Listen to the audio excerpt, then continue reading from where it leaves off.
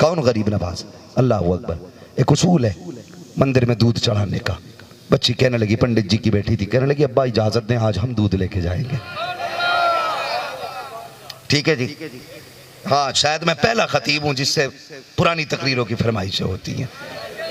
हाँ हाँ जी, अक्सर जगह जाओ ना इतनी फरमाइशें तकरीर में आ जाती हैं हजरत, कि सोचना पड़ता क्या बोलूं और क्या छोड़ूं। लोग शायरों से करते थे फरमाइश, यहाँ खतीब से करते, भाई वो बात जरूर सुना देना। बहरहाल कुछ नहीं, ये सब मोहब्बत की बातें हैं। और रह गई तज़किरे की, तो जितनी बार करो उतना ही नया लगता है, नया लगता है। तो पंडित जी की बेटी कहने लगी अब्बा जी ऐसा है ना, आज मैं दूध लेके जाती हूँ। आपने कहा ठीक है बेटी जाइए। बच्ची ने वो दूध में जो बर्तन था लिया, उसमें लोटिया में दूध लेके मंदिर गई। और उसने पता नहीं था कि चढ़ाया जाता है कि पिलाया जाता। बड़ी सीधी लड़की थी पंडित जी की। तो वो गई और उसने जाके कहा कि महाराज दूध पी लो। मगर पत्थर था, कोई खबर नहीं। उसने फिर कहा दूध पी लीजिए, फिर कोई आवाज नहीं आई। बच्ची को ये लगा शायद मेरे भगवान मुझसे नाराज है, मेरे भगवान मुझसे नाराज है। उसने कहा महाराज कोई खत्म हो गई हो तो क्षमा चाहती हूँ, मेरे अब्बू रोज दूध लाते हैं आपको पिला के जाते, मैं उन्हीं की बेटी हूँ, मुझसे भी ये दूध आप स्वीकार कर ले, पी लीजिए ना। कोई आवाज नहीं आई। बच्ची को एहसास हुआ शायद कोई खता करके आई हूँ जिस वजह से महाराज नाराज हैं, कोई गलती की है इसलिए नाराज हैं। जब कई बार बच्ची ने कहा ना दूध नहीं पिया गया, बच्ची ने तो दूध एक तरफ रखा, कहने लगी महाराज अगर तू नाराज है ना, मैं कसम खाती हूँ उस वक्त तक नहीं जाऊंगी जब तक तुझे राजी नहीं कर लेती हूँ। उसने अपना सर उसके पैरों में मारना शुरू किया, कहा उस वक्त तक मैं सर नहीं रोकूंगी, या तो तू राजी हो जाए या मेरी जान चली जाए। ये कह के बच्ची ने सर मारना शुरू किया। इतना सर पटका कदमों में के खून बहने लग गया। अचानक पीछे से सरकार गरीब नवाज का गुजर हो जाता है। आपने बच्ची को सर मारते हुए देखा, आए बच्ची के सर के नीचे हथेली लगाई, बच्ची ने नरम चीज महसूस की, सर उठा के देखा, सामने अजमेर वाला गरीब नवाज था। कहा बाबा क्या बात है? आप फरमाते हैं बेटी बता तो सकी क्या मामला है, अपने आप को मुसीबत में क्यों डाल रही है? बच्ची ने कहा सुनिए जी बाबा वो आपका धर्म है, ये हमारा धर्म है, हमें हमारा काम करने दें, आप अपना काम करें। आप कहते हैं बेटी बताना, हो सकता है मैं तेरे किसी काम आ जाऊं। बच्चे ने कहा अच्छा बाबा तो सुनिए, मेरे बाप रोज दूध लेके आते हैं, इन पे चढ़ा के जाते हैं, लेकिन आज मैं दूध लेके आई हूं तो ये पीने तैयार नहीं है। मैंने कसम खाई है जब तक ये दूध पिएंगे नहीं तब तक मैं जाऊंगी नहीं। सुनो प्यारे, ये भी हो सकता था गरीब नवाज ये कहते थे और बेटी से पिलाया नहीं जाता चढ़ाया जाता है, लेकिन ये नहीं कहा कि ऊपर डालते चली जा, कदमों पे भगाते चली जा। फरमाते अच्छा कब तक नहीं जाएगी? कहा जब तक पिला नहीं दूंगी तब तक नहीं जाऊंगी। मैंने कसम खाई है, ये एक राजपूत की कसम है। गरीब नवाज मुस्कुरा के कहते हैं बेटी फिक्र न कर, हम तेरी कसम टूटने नहीं देंगे। आपने फरमाया देखता नहीं बच्ची दूध के लिए रो रही है, पी क्यों नहीं लेता है? उसने दूध नहीं पिया। फिर कहते समझ में नहीं आया दूध क्यों नहीं पीता, फिर नहीं पिया। जब आपने देखा अब भी नहीं पिया है, गरीब नवाज ने मूर्ति के कान पकड़े और घुमा के कहा पीता है कि नहीं? इतना कहना था खुद ब खुद मूर्ति ने दूध उठा के पीना शुरू कर दिया था।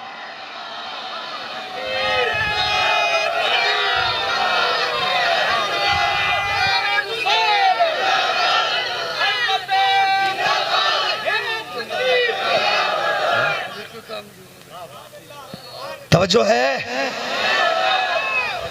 अल्लाह अकबर। जैसी कान बैठा ना, पीना शुरू कर दिया। पता चला मूर्ति भी जानती है गरीब नवाज आम बेटा नहीं मुस्तफा का बेटा है,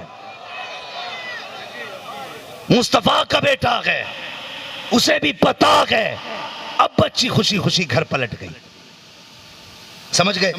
बच्ची घर पलटी। बस्ती वाले भी ना बड़े बड़े नालायक होते, सही तो सोच ही नहीं सकते, हमेशा गलती सोचते हैं। इल्ला माशाअल्लाह। हाँ, और देखो अगर कोई यतीम किसी के घर में अगर राशन नहीं है और यतीम बेटी कहीं मजदूरी करने जा रही है ना, तो चार लोग बैठ के ना ये कहते पता नहीं कहाँ जाती है, पता नहीं कहाँ जाती है। और चौराहे पे बैठ करके चुगली से फुर्सत नहीं, फलां की बेटी तो दिन भर गायब रहती है, पता नहीं कहाँ जाती होगी। गीबत से फुर्सत नहीं, शर्म नहीं आती। और कभी घर में भी झांक के देखिए गई क्यों, इसके घर के खाली बर्तन बताएंगे। ये भी बेटी है, पर्दे में रहना चाहती थी लेकिन भूख ने घर में बैठने न दिया, छोटे भाइयों की बीमारी ने बैठने न दिया। जिस उम्र में इसके सर पे दुपट्टा होना था उस उम्र में गरीबी ने इसके सर पे बोझ रखवा दिया है। तुम चौराहों पे बैठ करके उसकी गुर्बत का तमाशा देखते रहे, उसके आने जाने पे तबसरे करते रहे। क्या ये अच्छा होता कभी गुर्बत को देख लेते, अपने आगे का उठा के गरीब के आगे पहुंचा देते, गरीब भी राजी हो जाता, पैदा करने वाला खुदा भी राजी हो जाता। जब भी सोचा उल्टा ही सोचा। जब ये वापस गई चेहरे पे हंसी थी, मेरे महाराज राजी हो गए, लेकिन माथे का खून, कपड़ों के खून के धब्बे घर में आई। लोग पीछे पीछे, पंडित की बेटी को क्या हुआ? ये खून में भीगी है, खून में भीग के आई है। कहने लगा क्या हुआ? बच्ची ने पूरी बात बताई। गांव वाले कहने लगे पंडित तेरी बेटी झूठ बोल रही है।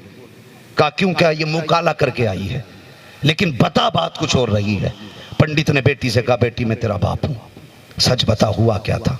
बच्ची ने कहा नहीं, जो मैं कह रही हूं वही सच है। बात बढ़ सी गई। बाप कहने लगा मुझे 60 साल हो गए, आज तक कभी मेरे हाथ से भगवान ने दूध नहीं पिया, तू कैसे पिला के आ गई? कहने लगी अब्बा मैं पिला के आई हूं। अल्लाह अकबर। बात बढ़ती गई। गांव वालों ने कहा पंडित जी सुनिए, अभी मूर्ति भी वही है, बेटी भी जिंदा है, इससे कहिए अगर आज दूध पिलाया है तो जिसने आज दूध पिया वो कल भी दूध पी सकती है। इससे कहो ये फिर से दूध पिलाए, हमारे सामने दूध पिलाए। बच्ची बेडर थी, इसलिए कि उसे पता था जब आज दूध पी लिया है तो कल भी दूध पी लेंगे। ये सोच के बच्ची ने कहा ठीक है मैं कल भी दूध पिलाऊंगी। अगला दिन आया, वही जगह, वही मंदिर, वही मूर्त, वही बेटी, फिर दूध का प्याला है, लोगों की भीड़ है। कहती महाराज दूध पी लीजिए, लेकिन फिर कोई जवाब नहीं। फिर कहा दूध पी लीजिए, फिर कोई जवाब नहीं। लोग कहने लगे पंडित देख हमने पहले कहा था तेरी बेटी झूठ बोल रही है, अगर दूध पीना होता तो ये पहली आवाज में पी लेते। पंडित की चीख निकली, कहा बेटी अगर इज्जत चली गई है तो साफ क्यों नहीं बता देती? और यार इज्जत इज्जत होती है, चाहे गैर मुस्लिम की बेटी की इज्जत हो या मुस्लिम की बेटी की इज्जत हो, जिसकी भी जाती है इज्जत जाती है। इज्जत के ताने कोई गवारा नहीं करता।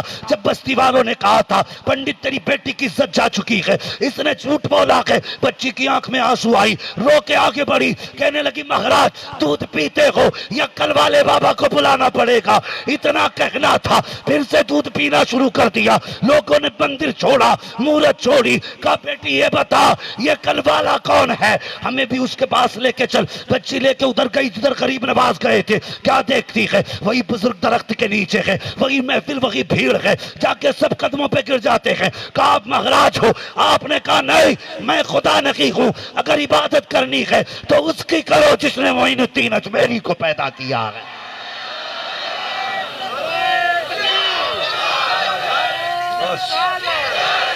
एक बज गया महाराज।